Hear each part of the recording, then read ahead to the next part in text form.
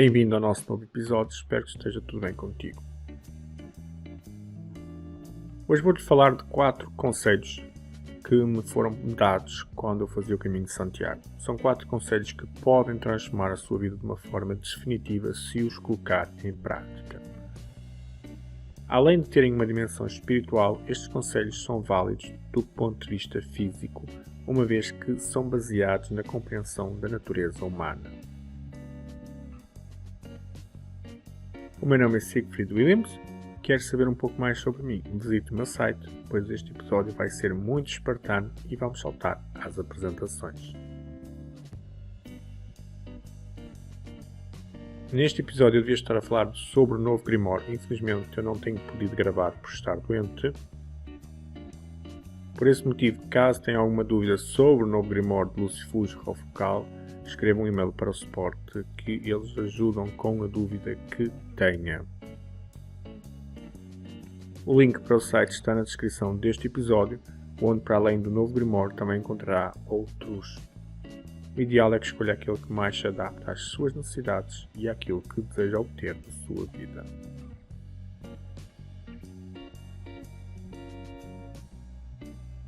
Este domingo passado eu reli alguns capítulos do meu livro, do meu eterno livro sobre a viagem do caminho de Santiago. Eterno neste caso, pois eu vou na 19ª tentativa de escrevê-lo de maneira que fique agradável para mim. Eu não sei realmente se é a 19ª tentativa, mas eu classifiquei a tentativa anterior como a 18ª, portanto, esta eu considero a 19ª.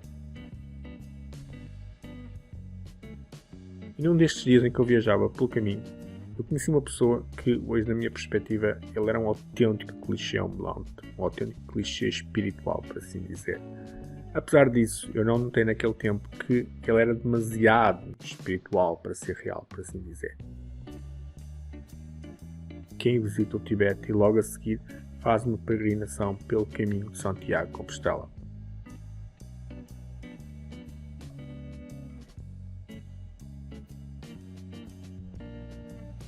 A verdade é que há muito mais pessoas do que podemos imaginar a fazer isso. Eu recentemente ouvi a história de alguém que fez o caminho de Roma com a sua filha de 18 anos. Estamos a falar do caminho de Roma, que não tem a mesma infraestrutura que tem o caminho de Santiago. E é um praticante da magia do caminho da mão esquerda. Estes conselhos foram dados por essa pessoa que disse-os ter recebido do deus Apolo. Embora me tenha dito isso, a verdade é que estes conhecimentos, esta forma de pensar, estava em voga nos anos 50. Ao olharmos para o livro de Iniciação ao Hermetismo, podemos ver de certa forma algumas similaridades. Já agora aqui, a pessoa que me passou estes conselhos foi aquela que eu encontrei no caminho de Santiago e não aquela que fez o caminho de Roma. Estou-lhe a passar estes conselhos através deste episódio porque realmente tenho a certeza que se colocar estes 4 conselhos em prática, a sua vida vai melhorar de forma estonteante. Provavelmente será mais feliz, terá mais dinheiro, mais amor e menos chatices.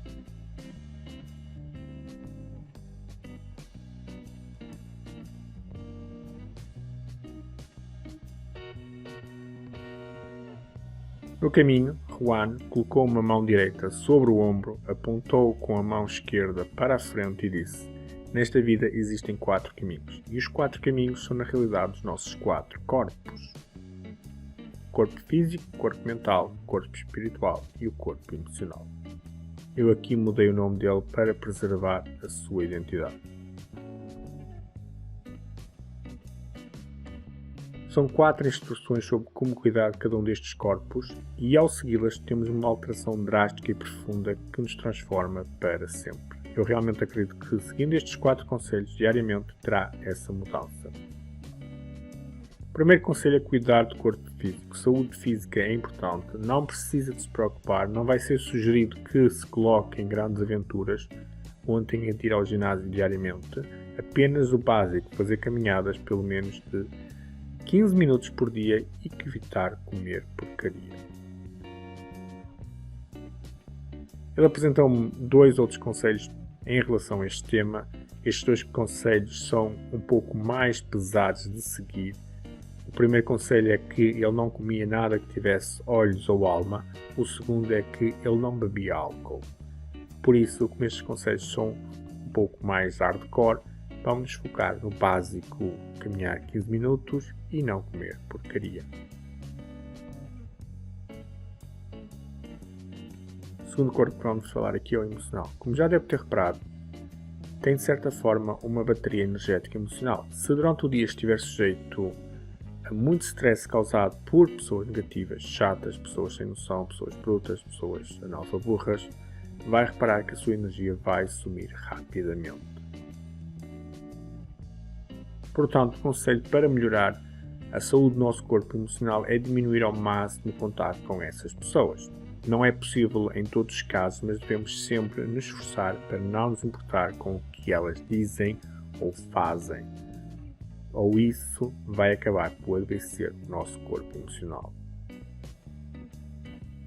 Recordo-me ter ouvido um filósofo brasileiro dizer que o segredo de um casamento feliz era a mulher dizer sim ao marido e assim que ele se afastasse, ela faria o que realmente desejava. Às vezes não é possível lutar contra uma montanha, é mais fácil simplesmente contornar ela. O terceiro corpo é o mental e pode ser extremamente nocivo. A nossa mente pode criar coisas fantásticas e infelizmente também pode ser a nossa nêmesis. As pessoas normais por vezes já têm pensamentos que são repetitivos e que levam a que a pessoa fique estagnada, a pessoa não consiga seguir em frente.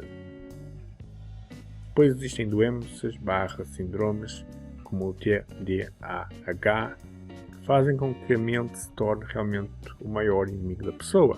Tudo se torna muito mais complexo, tudo é muito mais duro do que uma pessoa com a mente saudável teria que enfrentar. Neste caso é bom ser comum, mas apenas neste caso. Aproveito aqui a falar sobre o TDAH porque ele prejudica muitos praticantes de magia. O TDAH pode ser uma das coisas mais debilitantes e uma das coisas que mais prejudica a espiritualidade.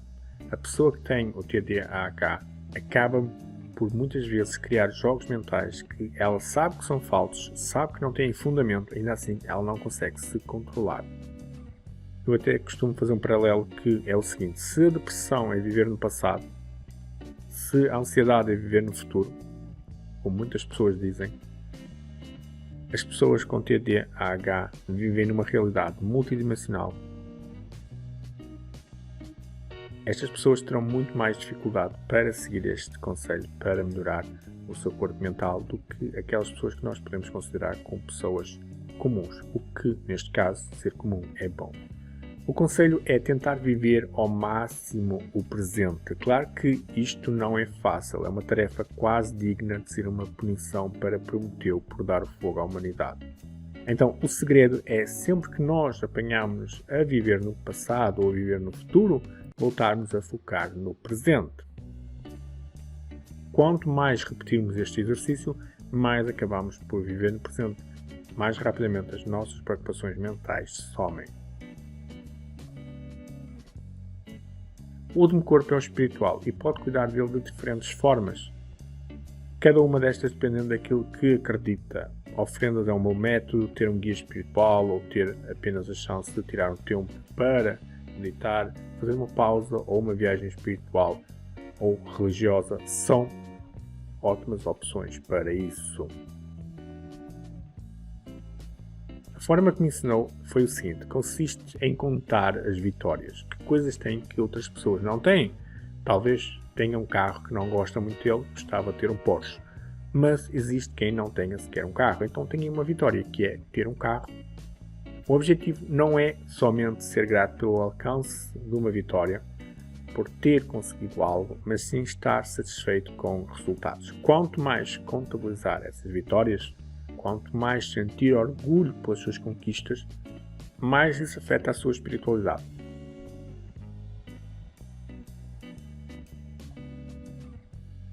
Se fizer este exercício, a sua espiritualidade vai melhorar, ficará menos obsessivo, mais livre e até conseguirá manifestar melhor aquilo que quer.